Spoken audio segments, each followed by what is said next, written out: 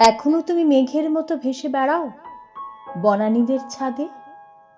স্কুলের থেকে ফিরে কি রোজ 3 বনেতে চুকিতকিত খেলো?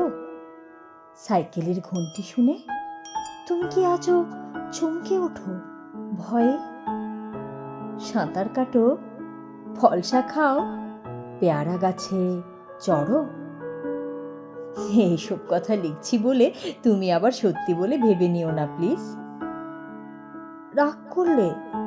আচ্ছা বাবা, ঘাট হয়েছে, জানি তো সব। এখন তুমি ছোটটি নেই আর, বিয়ে হয়েছে। কোথায় থাকো? বর কি করে? তোমায় ভালোবাসে? শাশুড়ি আছে, খাটায় খুব, টিভি দেখলে বকে। সময় পেলে বরকে নিয়ে এসো না একদিন। সেই বাড়িটা নেই এখন, ভাঙা পড়েছে, চিনতে পারবে না।